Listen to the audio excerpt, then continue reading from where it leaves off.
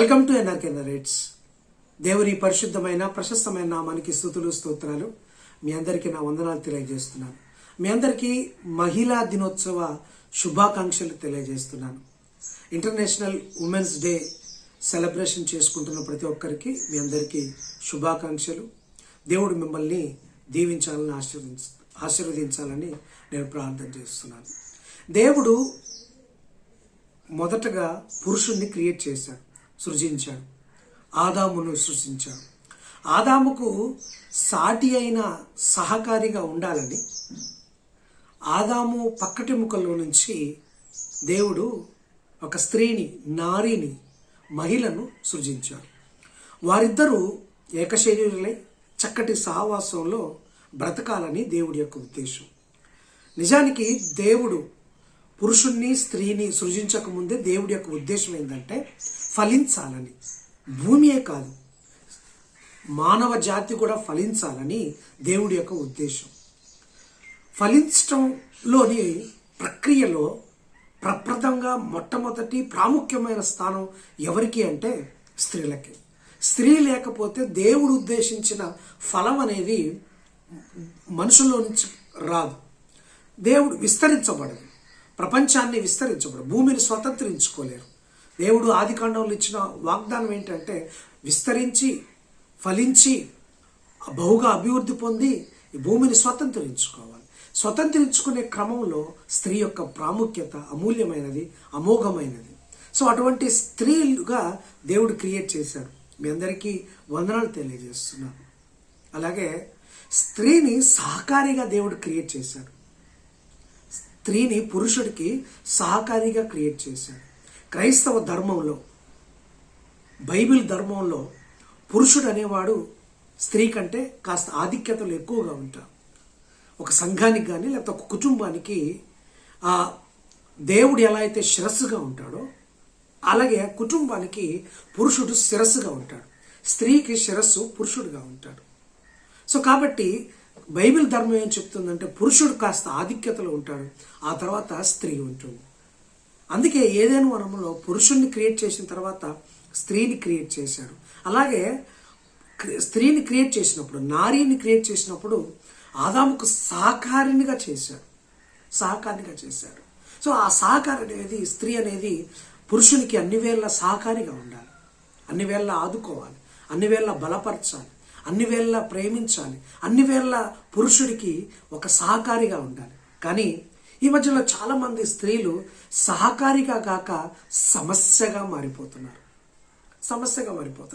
పురుషుడికి స్త్రీ ఎప్పుడు సమస్య కాకూడదు. తన సమస్యను తీర్చే సహకారిగా ఉండాలి. కానీ స్త్రీ ఎప్పుడు పురుషుడికి సమస్యగా కాకూడదు. చాలామంది స్త్రీలు ఈ మధ్యకాలంలో కానీ గత కాలంలో కానీ స్త్రీలు ఓవర్ డామినేషన్ పురుషుల పైన చేసి పురుషులకి ఒక సమస్యగా క్రియేట్ అవుతున్నారు. తమ తెలిసి తెలియని పనులతోటి, తెలివి తక్కువ పనులతోటి, అలాగే సరిగా అజ్ఞానంతో కూడిన పనులతోటి పురుషునికి సహకారిగా ఉండాల్సిన స్త్రీ సమస్యగా మారిపోతుంది. స్త్రీ, నువ్వు సమస్యగా ఉంటున్నావా, సహకారిగా ఉంటున్నావా? ఒకసారి చెక్ చేసుకో. సహకారిగా ఉండాలి. స్త్రీ ఎంతో గొప్పది. ఆనాడు అవ్వమ్మ, మొట్టమొదటి స్త్రీ అవ్వమ్మ దేవుని మాటను ధిక్కరించి దేవుని మాటను ఆ పెడచెవిన పెట్టింది. ఫలితంగా పాపం చేసి దేవుడి యొక్క మహిమను కోల్పోయి ఏదైనా మనం నుంచి గెంటివేయబడింది. అయితే కొత్త నిబంధనలోని మొట్టమొదటి స్త్రీ మరియా విధేయత కలిగి ఉంది. అవ్వమ్మ అవిధేయత వల్ల మనలోకి పాపము చేరితే కొత్త నిబంధనలోని మొట్టమొదటి స్త్రీగా కనపడే మరియా, ఆమె విధేయత వల్ల ఆ పాపాన్ని హరించివేసి, ఆ పాపాన్ని తీసివేసే లోకరక్షకుడు తల్లి మరియ గర్భాన పుట్టాడు. ఆమె విధేయత రక్షకుడిని తీసుకొచ్చింది. అవ్వమ్మ అవిధేయత మనకు పాపాన్ని తీసుకొచ్చింది. అంటే మనుషులు కానీ బాగుపడాలంటే ఒక స్త్రీ కారకం అవుతుంది, సాధన అవుతుంది. ఒక మనుషులు చెడిపోవాలన్నా, కుటుంబం పక్కదారి పట్టిందన్నా అందులో స్త్రీ పాత్ర ఎక్కువగా ఉంటుంది. అందుకే అంటారు కదా, ఆ రాజ్యాలు యుద్ధాల వల్ల కూలటం కంటే స్త్రీల వల్ల ఎక్కువగానే కూలుతుంటాయని పురాణాలు చెప్తుంటారు, రాజనీతి చెప్తుంటారు.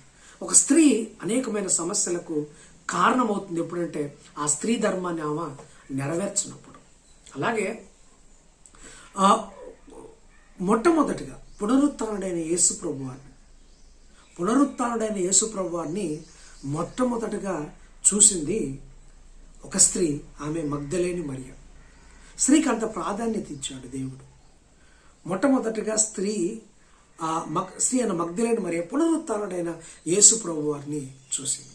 అంత మాత్రమే కాదు, రేపొద్దున ప్రభు రాకడలో యేసుప్రభు వారు తన రెండవ రాకడలో ఈ భూమి మీదకి వచ్చినప్పుడు మనమంతా, సంఘమంతా, irrespective of men and women, పురుషులు వారి స్త్రీలు అందరూ వధువు సంఘముగా, స్త్రీ సంఘంగా మనందరం పైకెత్తబడతాం, దేవుని ఎదుర్కొంటాం. ఆయన వరుడుగా వస్తాడు, మనమందరము వధువుగా ఆయన ఎదుర్కొని ఆయనతో యుగయుగాలు జీవించే ఆ మహద్భాగ్యాన్ని, అనిర్వచనీయమైన ఆ ఆనందలోకానికి మనం వెళ్ళిపోతాం. అది ఎప్పుడో తెలుసా? స్త్రీ సంఘంగా మనం ఎప్పుడైతే ఈ లోకంలో ఉంటామో, అంటే సంఘము స్త్రీకి సాదృశ్యమైంది.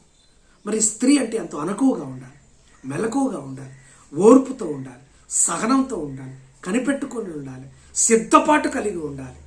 ఇటువంటి స్త్రీలు ఎప్పుడైతే ఉంటారో ఏ కుటుంబమైనా, ఆ సంఘమైనా వర్ధిల్లుతుంది, ప్రభు రాకడకు వేగిరపడుతుంది. మరి నువ్వు అలా ఉన్నావా? నువ్వు అలా లేకపోతే ఈరోజైనా ఉండు. నీ సంఘంలో నువ్వు అలా ఉన్నావా? ఓ స్త్రీ, నువ్వు అలా ఒదిగిపోతున్నావా?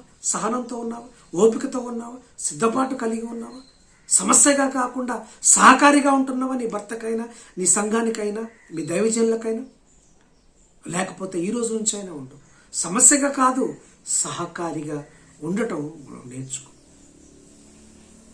అలా ఉన్నప్పుడు దేవుడు నిన్ను, నీ కుటుంబాన్ని, నీ సంఘాన్ని, నీ పరివారాన్ని దీవించి నిన్ను గొప్ప చేస్తాడు. అటువంటి గొప్ప స్థితిలోకి నువ్వు, నేను, మనందరం వెళుదుగాక. God bless you. Thanks for watching.